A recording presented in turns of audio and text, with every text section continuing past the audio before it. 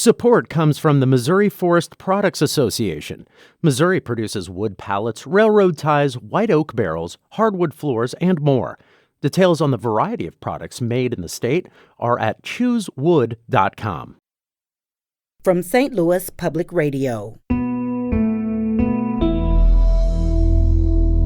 This is St. Louis on the Air.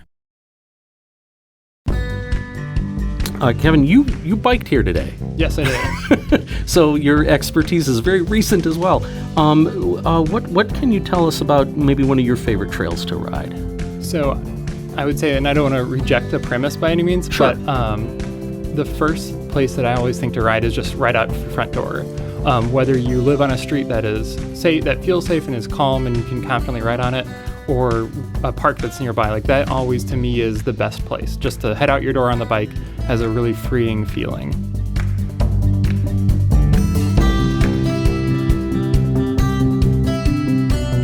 I'm Jonathan Ahl, and it's time for a bike ride. To the sound of the river, out on the old bog road, through the gorse and the heather, sure I'm as free as a bird. It helps me remember how good it used to be when I was a king. The bike, the road, and me. I think I'll go for a ride. Many people got into or back into bike rides during the pandemic as it was a safe activity.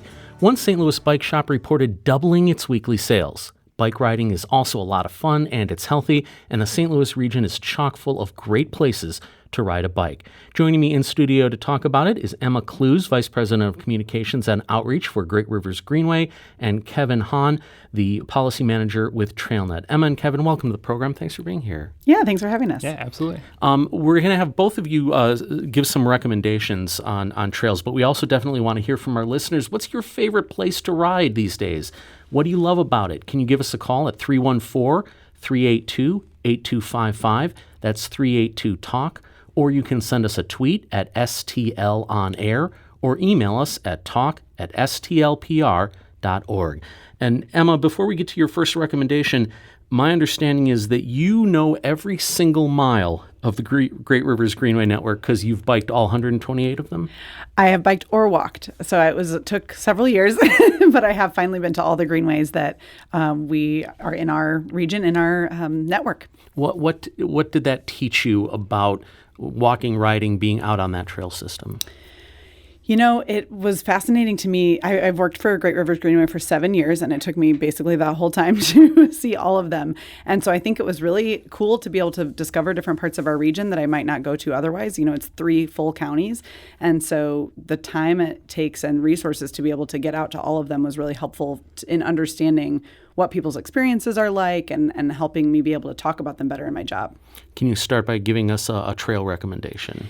Yes, one of my newer favorite ones is the Maline Greenway in Bellefontaine County Park in North County. It is absolutely beautiful. The park was gorgeous before, and then we just really upgraded some of their paths to be a full greenway, replaced some of the bridges over the creeks, and did some creek restoration work. There are beautiful, tall, towering cottonwoods that I always enjoy, and was kind of an added bonus during the pandemic because I was wearing a mask early on and did not eat any cottonwood fluff successfully while biking on that one. There's an old song called Cathedral of Trees, and when you're on one of those paths that has that kind of tree cover, it really it feels like that when you're going along, doesn't it? Absolutely. That's one of my favorite feelings. Kevin, you biked here today. Yes, I did. So your expertise is very recent as well. What can you tell us about maybe one of your favorite trails to ride? So I would say, and I don't want to reject the premise by any means, sure. But the first place that I always think to ride is just right out your front door. Whether you live on a street that feels safe and is calm and you can confidently ride on it, or a park that's nearby, like that always to me is the best place. Just to head out your door on the bike has a really freeing feeling. Beyond that, I think the first recommendation that I usually share is Grant's Trail or the Greenway Greenway system in St. Louis County. Primarily because of the new and recent connections that are available there. So between one trail system or greenway system, you can access a whole lot of the city and the county that you wouldn't otherwise be able to, which is really wonderful. Let me back up to something you said earlier. So if I'm new to bike riding or it's been a while, When I look out my front door, what do I look for to make those assessments as to whether it's a good place to ride or not? Absolutely. The amount of traffic on a street is usually the biggest perception, and then also like the width of the road. And these are things that as folks get out and explore a little bit more, you kind of feel for yourself. Everyone has a different level of preference and comfort when it comes to being on the road or riding. And it's something that people can discover. And I think is one of the really valuable things about riding a bike is getting that better understanding for the community around you, whether it's just out of your back door, down the street, down the alley, really having that understanding of the road network and the spaces that you're in. What about hills? Yeah. Because I know that I run a lot more, and when I am looking at running routes, if I see something that looks like it's going straight up, most days I'm like, nope. And St. Louis has some lovely hills, and I try to avoid them if I'm commuting or riding for transportation as much as possible. And you the other condition that I would say is just what the road is like, knowing that there are some potholes, and you get a sense also for that element of the built environment too, of like what the street is like, whether it's width or traffic or number of potholes. We did get a voicemail from a caller that had a recommendation on a trail that we should check out. I live in St. Louis, and my husband Jorge and myself ride the Katy Trail all the time, and we're getting ready for this big fundraiser with Washington University called Pedal the Cause, and that's in September. It's a fundraiser for the hospital, and we've been riding weekly on the Katy Trail. It's just a highlight of the week. And Kevin, I think Katy Trail was one of your recommendations as well. Absolutely. When you're speaking about the Cathedral of Trees and having that really wonderful green tunnel, that is the biggest experience that I think of with the Katy Trail, of like this just very lush space that you're riding through. I had the really fortunate privilege to go on a bike trip with a very good friend of mine across the state, because the Katy starts in St. Charles County and goes all the way almost to Kansas City. So it's a really wonderful resource for the community, whether you're going out camping on it or just going out and back on a weekend. And Emma, for people who are just starting off or maybe returning to biking, what are some of the tips that you can give them to get over something that might make them feel intimidated by? Because there are some really hardcore cyclists, and I know that when I see like that pack of 8 or 10 people going, and they look like they've got helmets that are from the 23rd century on, you can look at that and you can be in awe, but also a little bit intimidated. Absolutely. A couple of things that I keep in mind is that often if I haven't ridden in a while, I'm wanting to kind of warm up or maybe take someone who's new, I'll often start actually like what Kevin said, like somewhere nearby. So Tower Grove Park has several of the days where there are no cars allowed. So that's a great, like you just biking on those wide roads. You're not, constrained by a narrowness. You have plenty of room, especially during COVID, to pass people safely and comfortably.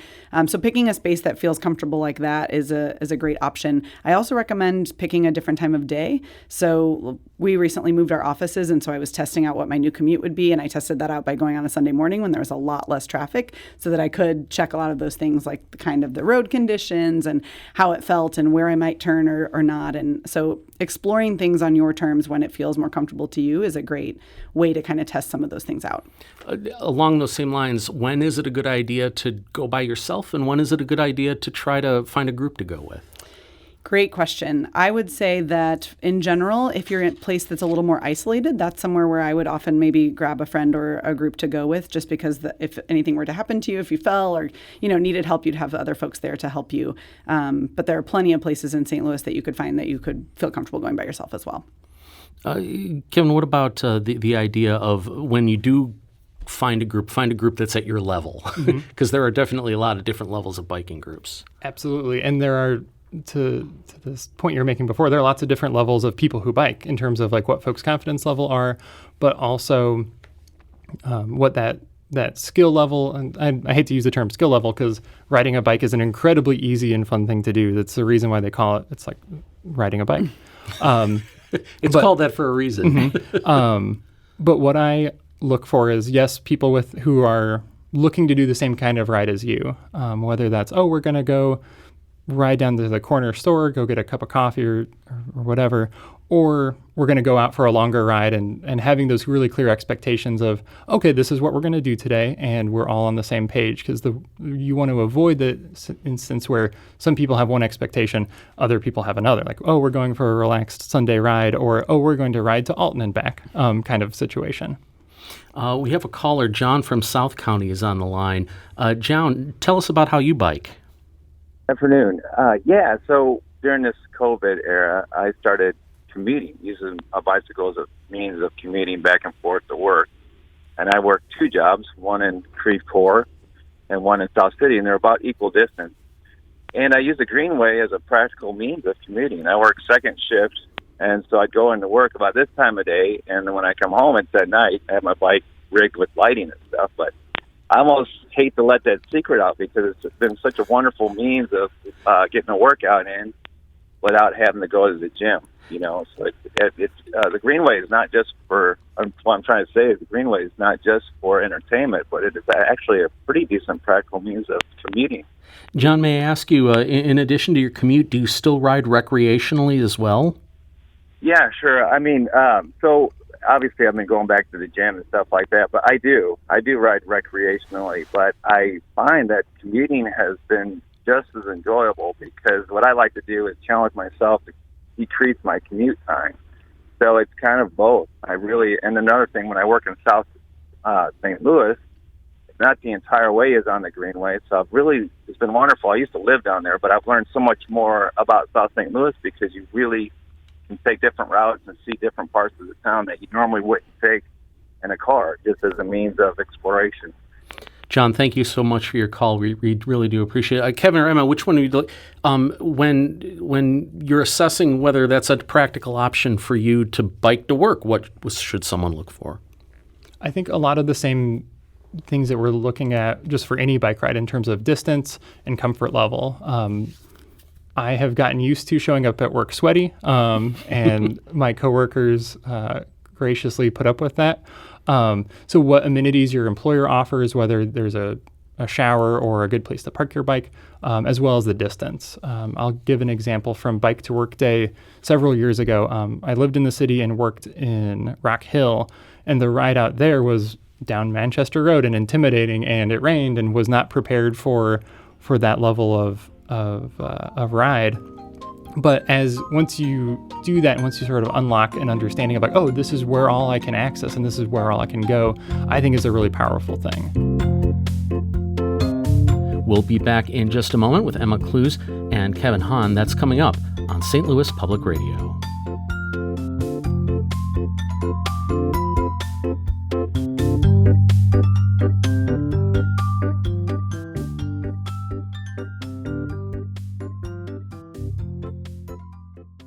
Support comes from the Missouri Forest Products Association. Missouri produces wood pallets, railroad ties, white oak barrels, hardwood floors, and more. Details on the variety of products made in the state are at choosewood.com.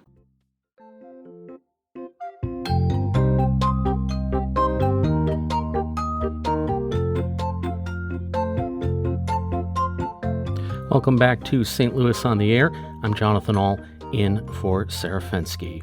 Joining us are Emma Klues, Vice President of Communications and Outreach for Great Rivers Greenway, and Kevin Hahn, the Policy Manager with Trailnet, and we're talking about bike trails and bike riding in our region. We've had a number of people who wrote in or left us some notes. Patrick wrote in to tell us that Madison County's system over in Illinois is his family's favorite. Have either of you biked Madison County? Yeah, they Yes. have a wonderful system of trails as well. Anything particular about it that makes it interesting or different, or just an approachable place to start? I like that it also connects to their transit system, so it's pretty easy to be able to, have lots of choices when you're figuring out your routes. Speaking of which, Alex wrote the Metro Bike Lick system in the Metro East is great, run rather than bike it, but often see cyclists more than 14 miles and goes through hills and hollers, and by older industrial areas of Belleville. It goes along creeks and entrances to old mines. It connects to other trails, plus it has multiple entry points at the Metrolink stations. So I think that raises another question. How bike-friendly is our area? Because you hear a lot of conflicting information about that. Yeah, I would say it is like most things, it depends and it's mixed. There have been a lot of really impressive improvements in recent years in terms of the approach from the region and approach from some of the governments within the region in terms of bike access and their support of that.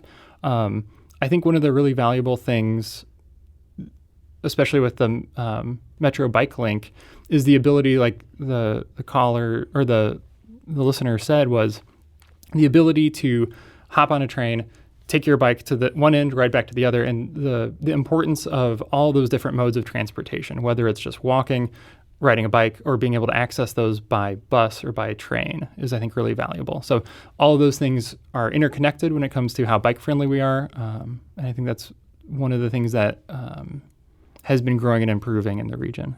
It seems like there is no shortage of people, unfortunately, who, whenever an improvement is talked about to improve bike access, react incredibly negatively and say things like streets are for cars. And how do you approach talking about those objections to making something more bike friendly? When it comes to a specific personal objection from an individual, what's most valuable is to understand where that objection might be coming from, what's motivating that. If it's a concern around, the speed of someone's commute or the convenience of driving, those are really grounded in real concerns that folks have. And so coming to it from a place of understanding and also acknowledging that there are incredible benefits from investing in bike and pedestrian walking infrastructure, and having to make that case on a personal basis, but then also there's an element of, once something's installed, people see the benefits of it. When a street is changed to prioritize people walking and people biking, it really shows, and there are really wonderful examples throughout the region of that. So there is that element of approaching people on their individual concerns, but then also trying to tell that bigger story of these are all the benefits that come from supporting biking and investing in infrastructure that is focused on people and is safe and convenient for people to use. We got an email from David that he wrote, yes, the bike trails like Grants Trail and the Greenways in South County and West County are great. Where are the North County trails? St. Vincent's is nice, but it's very short. It feels like North County is being ignored again. Emma, can you address that comment? Absolutely. Yeah, the St. Vincent Greenway is wonderful. The Maline Greenway that I mentioned earlier, also in North County. And then the other one that I would highly recommend that people may not know about is the Sunset Greenway in Florissant. It goes through Old Town Florissant and then down to the Missouri River. And we have 2 active projects right now in design and engineering for St. Vincent Greenway and Maline Greenway extensions. So there's much more coming in North County. Very exciting. Where does most of the funding come from to make improvements and extensions of bike paths? So for the Greenways, we are sales tax funded. People voted to create this back in the year 2000. And to your earlier question about the friendliness of the region, to me, that's something that I find incredibly impressive, that people said, hey, let's tax ourselves and invest in connecting 3 counties together. That's really, we have yet to find a model like that anywhere in the world. And so I applaud St. Louisans for coming up with that. And then we also try to leverage that funding with federal grant opportunities, transportation funding, local private philanthropic investment, a mix of different things, but primarily sales taxes. We have a lot of people who are calling and sending us messages. I love it when we get this. Chelsea writes, I'm looking for bike routes in or near south of St. Louis in Arnold or more south. Any recommendations down there? I'd like to get in longer rides than the Merrimack Greenway.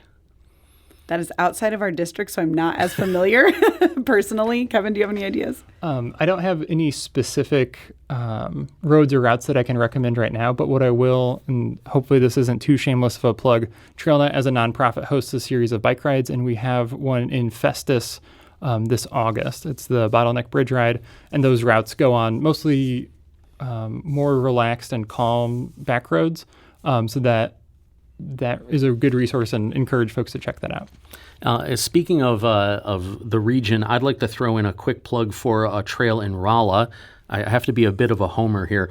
So the Acorn Trail, it's not very long. It's 8 miles, but it does go through 4 or 5 parks. Let's see, there's Veterans Memorial, Burwan, Green Acres, Southview. So if you're in Rolla, find the Acorn Trail. It's pretty well marked, and it's a great place, especially if you start in Veterans Memorial Park. There's a lot of parking there. If you can ride your bike there to kind of get on the trail or to drive your bike there, that's a great place to start. And Kevin, you used to live in Quincy? Mm-hmm, I did. And do you do any routes out there stay in your mind? The longest ride I did there while I was a student was going down from downtown Quincy to Marblehead along the River Road there. That I have good memories, and also there was a strong headwind and I got rained on, so that connects it. But riding in the Quincy area is also really wonderful, just going through the town as well. We'd like to go to the phones. David in University City has a resource to remind us of. David, you're on the air. Yes, the St. Louis Recreational Bicycle Club, and it's a website, stlrc.org, is a bike club of about 180 members. The dues are real expensive. They're $10 a year, but that encompasses insurance for if you're on one of our rides, club rides, and the rides are almost every day. They accept all kinds of levels of riders, and that's explained on the website, ranked 1 to 4, 4 being the hardest, usually based on terrain, distance, and speed. It's all set forth, and we have all levels of riders. So check out our website. As far as the Madison County trails, I would say the big benefit there, it's shady in the summertime in a lot of the area, so it's cooler to ride on the Madison County trails.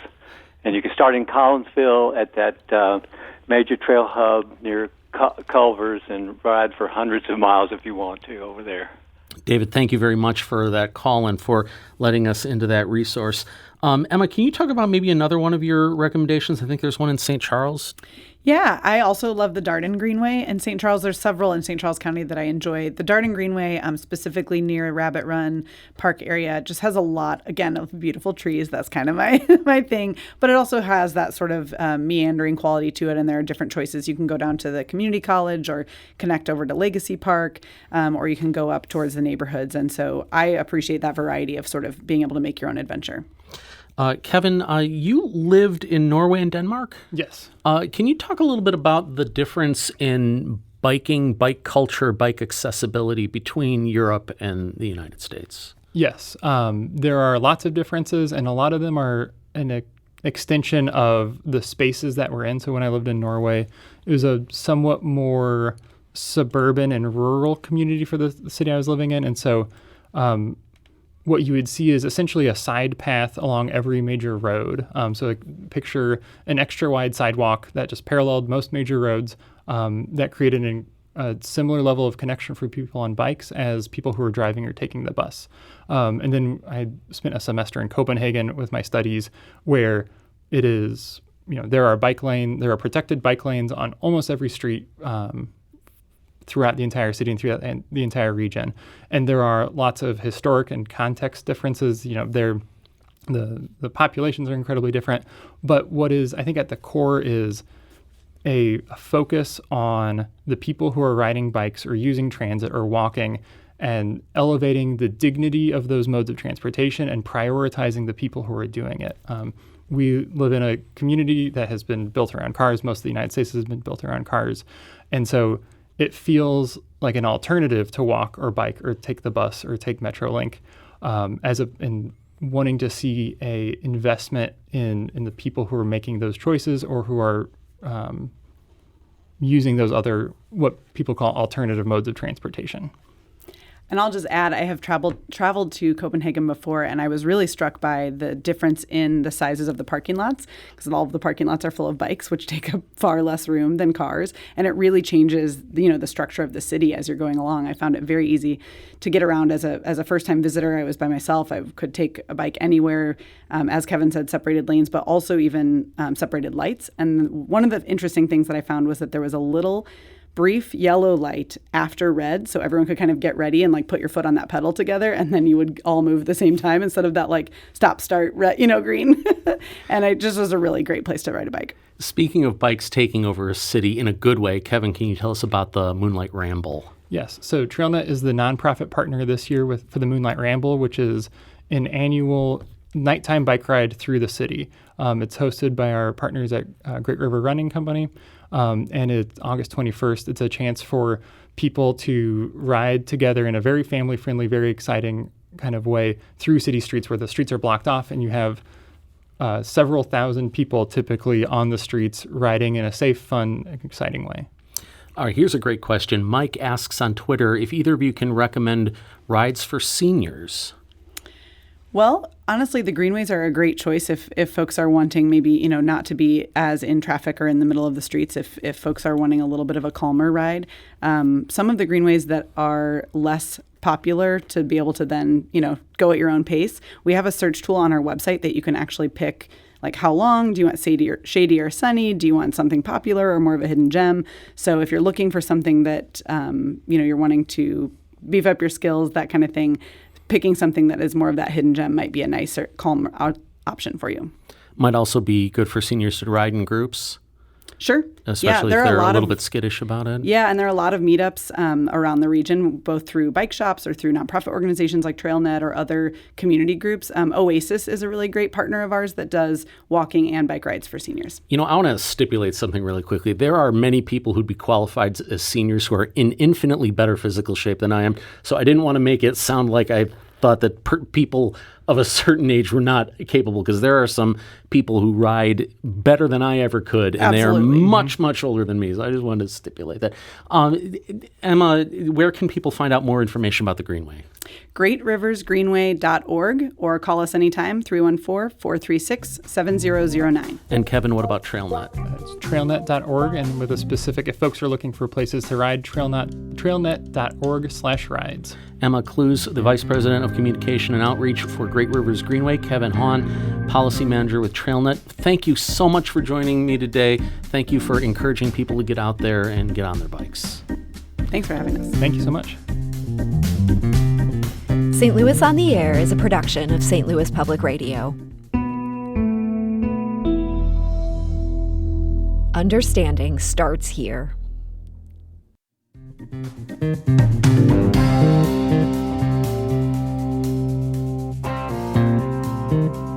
Do you find yourself regularly listening to episodes of St. Louis on the Air? Suggest us to a friend you think might enjoy our conversations, and leave us a review and rating on Apple Podcasts on the App Store. It's the simplest way to help people discover our show. Thank you. St. Louis Public Radio is a member-supported service of the University of Missouri, St. Louis.